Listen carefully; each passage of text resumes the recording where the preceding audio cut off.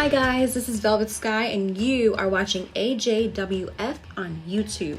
Remember to like and subscribe, and I like this channel so much because I know and I have seen they have a huge Velvet Sky collection. Welcome back guys to another AJWF. Massive thank you to Velvet Sky, what a legend. Talking legends, this is all about Jeff Hardy. Let's go. Jeffrey Nero Hardy, born August 1977, is an American professional wrestler and musician. He is currently signed to All Elite Wrestling, aka AEW. He is best known for his ventures in WWE and TNA, Total Non-Stop Action Wrestling, or Impact Wrestling.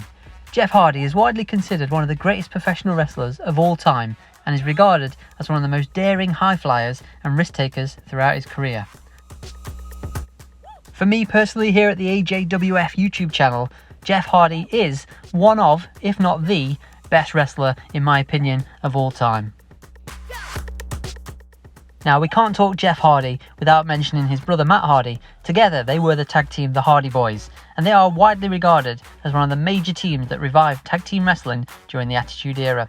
And they are one of the greatest tag teams in professional wrestling history, without a doubt. Let's talk Jeff then. He was born and raised in North Carolina, and he started his career as a youth performing in the Trampoline Wrestling Federation, which he started alongside his brother Matt. Eventually, that would transition into the Organisation of Modern Extreme Grappling Arts, or Omega. As a tag team, Matt and Jeff, the Hardy Boyz, worked as enhancement talents for the World Wrestling Federation, aka WWF, in 1994, and they were signed to full-time contracts in 1998. They started to gain more and more momentum in the tag team division, partly due to their participation in tables, ladders and chairs matches. With the addition of Lita, they became known as Team Extreme and continued to rise and rise in popularity.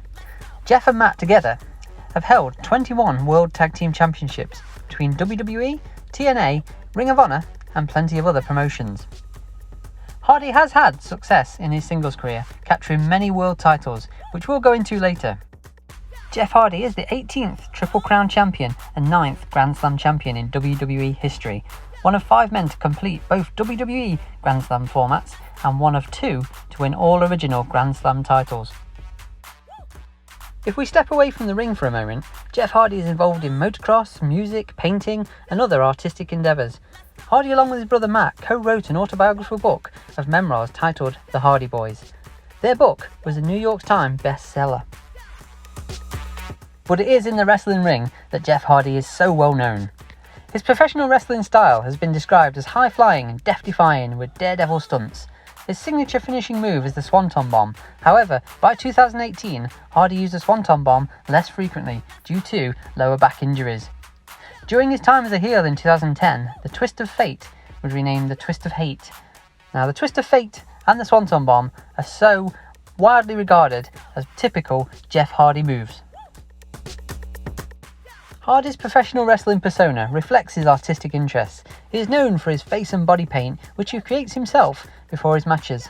He credits seeing Sting as a child during a show in North Carolina that inspired him to create new designs with his face paint each match. Jeff Hardy considers himself shy and introverted when he's not wearing any face paint. He advises, "It is difficult to paint on a canvas while travelling for his work as a wrestler, so I use my face paint as a creative outlet." Quoted, "I think I am more sociable when I'm all painted up. I think I feel normal, quite normal, a lot more normal than when I'm all shy and not painted." That's Jeff Hardy, the charismatic enigma at his best. "When I come out of the face painted freak, man, that's by far a compliment in my book." They are the words of Jeff Hardy, and it shows how much he loves what he does. Throughout his life, Hardy has had legal issues. In September 2009, he was arrested on charges of drug trafficking in controlled prescription pills and possession of steroids. After a search of his house yielded hundreds of prescription pills, as well as residual amounts of powder cocaine and drug paraphernalia. Going on to 2011 in September, Hardy was sentenced to 10 days in jail, 30 months probation and a fine of $100,000. Hardy served his jail sentence from October the 3rd to the 13th in 2011. These are parts of the lower points of Jeff Hardy's life.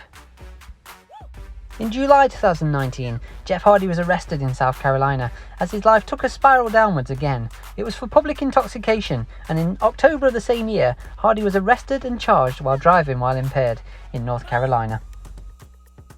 It is hard as a fan to see somebody you idolise so much go such a downward spiral.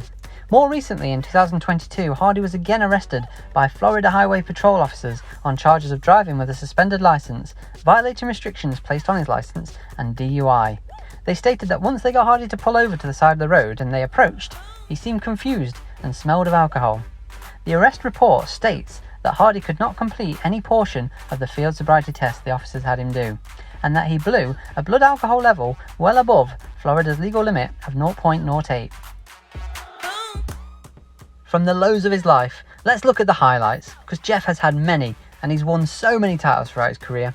In fact, let's highlight some of the ones as follows. Within the WWE, he's a one-time WWE champion. He is a two-time World Heavyweight champion, a five-time Intercontinental champion, one-time European champion, one-time United States champion, a three times Hardcore champion, a one-time Light Heavyweight champion, a one-time SmackDown Tag Team Champion with Matt Hardy. Talking tag teams, he's also been the Raw Tag Team Champion with Matt Hardy, and he's won the World Tag Team Championships 6 times with Matt Hardy, as well, weirdly, as he won the WCW Tag Championships with Matt Hardy 1 time as well. And also worth mentioning, he's a 2-time Slammy Award winner. Now all that was just WWE alone. If we think about TNA and Ring of Honor, he's won, so many. He's won the World Championship in TNA 3 times. He's been a World Tag Team Champions in TNA 2 times, again with his brother Matt. Ring of Honor wise, he's been a World Tag Team Champion there with, again, Matt Hardy. The Hardy Boys are absolute legends. What I enjoyed to hear about Jeff Hardy was some of his inspirations to get himself into wrestling.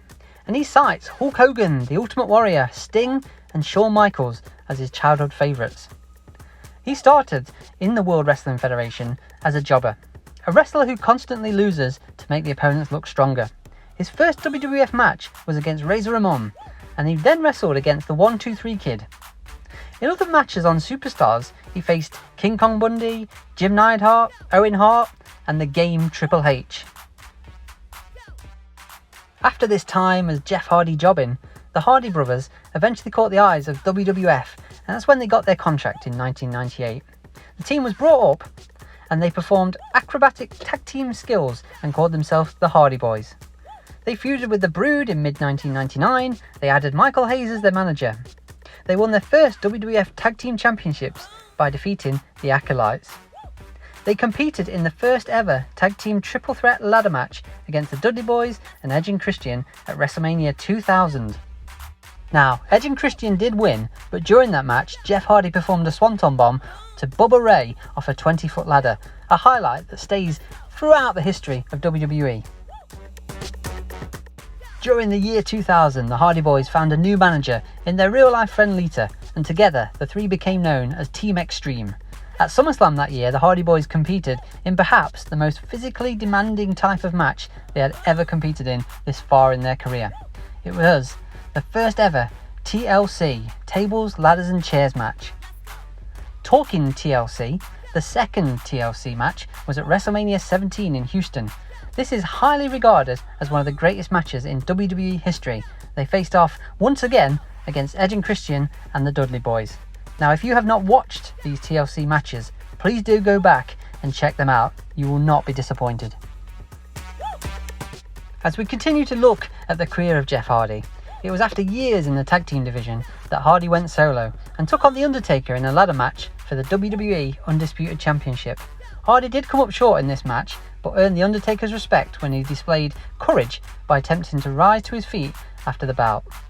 Finally, the Hardy Boyz did split apart, and Jeff gained attention for his high-risk stunts in the TLC matches, such as doing swanton bombs, front flips, off top steps and off ladders, making a name for himself as one of the most seemingly reckless and unorthodox WWF performers of his time. In 2001, Hardy received a push as a singles competitor, and he held the Intercontinental, Light Heavyweight and Hardcore Championships. From the heights of a great solo run It was in 2003 that Jeff was released from WWE. The reasons given for his release were Hardy's erratic behaviour, drug use, refusal to go to rehab, deteriorating ring performances, as well as constant tardiness and not showing events. Hardy also cites burnout and the need for time off as a reason for leaving WWE. Once Jeff Hardy left WWE, he appeared in Ring of Honor not as Jeff Hardy but as Will-O-the-Wisp, a character that he had used in his younger days. He wore the mask and the trench coat. He also went on to compete in TNA, Total Non-Stop Action Wrestling. He appeared in the second anniversary show for the company, in a match against AJ Styles for the TNA X Division Championships. Talking TNA, one of the highlights for me was in 2005 when Hardy was in a feud with some hardcore legends, Abyss, Rhino and Sabu. They had a 4-way match, a Monsters Ball match at Bound for Glory. Rhino won this, but Hardy delivered a Swanton Bomb to Abyss from a height of approximately 22 foot, which is about 6.71 metres. That is death-defying and such a good moment. Again, if you can, check that out on social media, watch that clip. Talking 2005, we have to mention Hardy was scheduled to wrestle on the pre-show of Turning Point, but once again he no-showed an event. Again citing travel problems, Hardy was then suspended as a result and did not appear in TNA television again. Hardy was later released from his TNA contract in June 2006. This led to Jeff Hardy returning to WWE. It was in August of that year that the WWE announced that Hardy had re-signed with the company. The following weeks there was lots of hyping up his return, and on the 21st of August, on Raw, he returned. Hardy confronted the then WWE Champion Edge before an altercation between the two that ended with Lita pulling Edge out of the ring, preventing Hardy from delivering a Swanton Bomb. This was also the return of the Hardys, and in November of that year, on an episode of ECW, Hardy teamed with his brother Matt for the first time in 4 years to defeat the full-blooded Italians. If we fast forward to April 2007, Hardy was in full swing again and competed in the Money in the Bank ladder match at WrestleMania 23. During the match, Matt threw Edge onto a ladder and encouraged Hardy, who was close to winning the briefcase, to finish Edge off. Hardy then leaped off the 20-foot ladder, drove Edge through the ladder with a leg drop, injuring both himself and Edge. The two were unable to continue the match and were removed from ringside on stretchers. Later in that year, Hardy did become the Intercontinental Champion, but he was stripped of the title due to a drug testing violation. Hardy was also removed from the Money in the Bank ladder match at the following WrestleMania, which he was actually booked to win, until the suspension was announced. If we can move forward to a kind of a brother versus brother storyline, it was in January 2009 that this led to Jeff's involvement in scripted accidents, including a hit-and-run automobile accident and an accident involving his ring entrance pyrotechnics. At the Royal Rumble that year, Hardy lost the WWE Championship to Edge after Hardy's brother Matt interfered and turned on Jeff, hitting him with a steel chair. This built up the feud that involved Matt, implying he was responsible for all of Jeff's accidents over the past few months, and it all came to an end at WrestleMania 25 as Matt Hardy defeated Jeff in an Extreme Rules match and in a stretcher match on the April 10th episode of SmackDown. In a rematch though at Backlash, Hardy defeated Matt in an I Quit match to end the feud. At Night of Champions that year, Hardy defeated CM Punk to win the WWE Championship for the second time. At SummerSlam though, Hardy lost the title back to Punk, and on the August 28th episode of SmackDown, Hardy lost to Punk in a steel cage rematch for the World Heavyweight Championship, resulting in Hardy leaving the WWE. Jeff was allowed to leave the WWE, mainly to heal his injuries, including a neck injury. Hardy also had 2 herniated discs in his lower back and was suffering from restless leg syndrome. It is a shame that contract with WWE expired, and it ended the 3-year stint with the company. However, Jeff Hardy was not away for too long as he returned to TNA.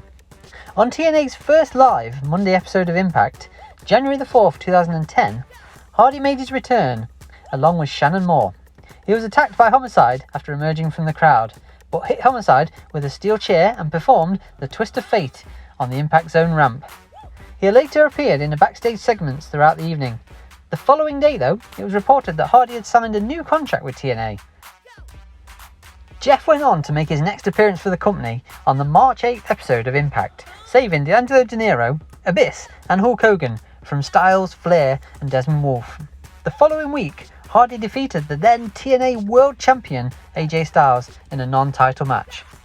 At Bound for Glory, Jeff turned heel with Hulk Hogan and Eric Bischoff, and with their help defeated Angle and Anderson to win the TNA World Heavyweight Championship for the first time. They were then joined by Jeff Jarrett and Abyss, revealing the group that Abyss had been referring to as they for several months. Later in that year, Hogan presented Hardy with a new design of the TNA World Heavyweight Championship, which he dubbed the TNA Immortal Championship. A familiar face was soon to make their debut in TNA. It was Jeff's brother Matt. The same night that Matt debuted, Jeff Hardy had given Mr. Anderson a match for the TNA World Heavyweight Championships. Anderson defeated Hardy in a shocking moment. A month later, at Against All Odds, Hardy went on to defeat Anderson in a ladder match to regain the World Heavyweight Championship. Hardy held the championship for less than 2 weeks, defending it once against Rob Van Dam before losing it to the returning Sting on February 24th at the tapings of Impact.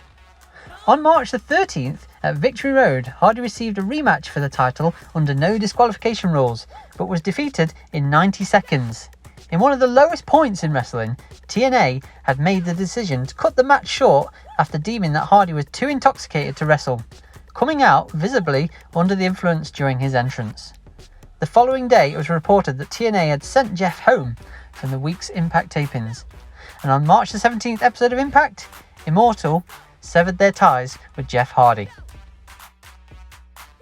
5 months after this shocking wrestling moment, TNA announced that Jeff Hardy would make his return to the promotion. On his return, Jeff Hardy spoke to the audience, acknowledging that he had hit rock bottom at Victory Road before asking the fans for one more shot, turning face in the process. In October at Bound for Glory, Jeff Hardy defeated Austin Aries to win the TNA World Heavyweight Championship for the 3rd time. During this spell, Jeff teamed again with his brother Matt as the Hardy Boyz, and brought the darker, broken side to their characters, as many will recall through phases like Delete or Obsolete. Brother Nero, as Hardy was known, would have matches included at the Hardy compound before leaving the company. A lot of people thought that the Hardys would return to WWE, but they actually showed up on Ring of Honor. It was at Manhattan Mayhem 6 where Jeff teamed with his brother Matt and they defeated the Young Bucks for the Ring of Honor World Tag Team Championships. They then lost the titles back to the Young Bucks in a ladder match on April the 1st at Supercard of Honor 11, to which after the match, Jeff was noted as staying in the ring and saying, "We'll fade away and classify ourselves as obsolete," paying homage to their broken characters. It was also announced after the match that both Matt and Jeff Hardy's contracts had expired. We now lead up to one of, in my opinion, the greatest wrestling pops in history. It was at WrestleMania 33 where Jeff and Matt made a surprise return to the WWE, being added as last-minute participants in the ladder match for the Raw Tag Team Championships. They ended up defeating Luke Gallows, Carl Anderson, Cesaro, Sheamus, Enzo and Big Cass to win the Raw Tag Team Championship. Later this same year though, Jeff Hardy got injured and was sidelined for months, putting any kind of run to the back burner. When Hardy did return from injury the following year, it was on Raw that Hardy defeated Jinder Mahal to win the United States Championship, making him the second person to complete the modern Grand Slam after completing the original format separately. If we may fast forward to WrestleMania 35, Jeff Hardy competed in the Andre the Giant Memorial Battle Royal, but he was eliminated by the eventual winner, Braun Strowman. 2 days later though, on SmackDown Live, the Hardy Boyz returned and defeated the Usos to win the SmackDown Tag Team Championships, their 9th Tag Team Championships together in the WWE. Now the reign only lasted 21 days as they had to vacate the title due to Jeff injuring his knee. This was explained in storyline as injuries afflicted by Lars Sullivan. WWE announced that Hardy would be out of action for 6 to 9 months. Now if we fast forward again to December that year, Hardy walked out during a tag team match and the following day he was sent home during WWE Live tour. This turned out to be the final WWE appearance for Jeff Hardy, as he was released from his contract 5 days later. Now, for me personally, I was lucky enough to see Jeff just a month or so before this happened. If we fast forward again, we go to February 2022, and Jeff Hardy confirmed that he planned on signing with All Elite Wrestling, aka AEW. His brother Matt had been working there since 2020, but Jeff would have to wait until after his 90-day WWE non-compete clause expired.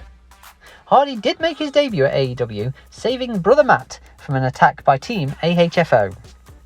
After winning a tag team match at Double or Nothing, in which he teamed with his brother again to wrestle against the Young Bucks, it was revealed that Jeff had sustained a terrible concussion-like injury, which left him almost knocked out, according to Matt.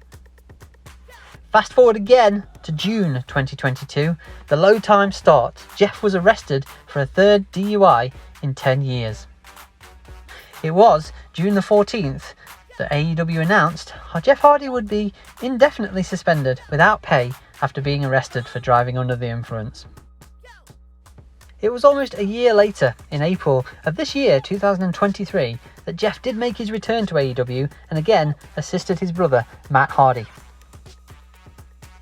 What the future will hold for Jeff Hardy, no one knows. Only Jeff can create his own path. We wish him well and hope there are no more lows in his career, and he ends on the high that he so deserves. Thank you so much for watching, guys. Drop a comment so I know you like this kind of video. Till next time, peace out.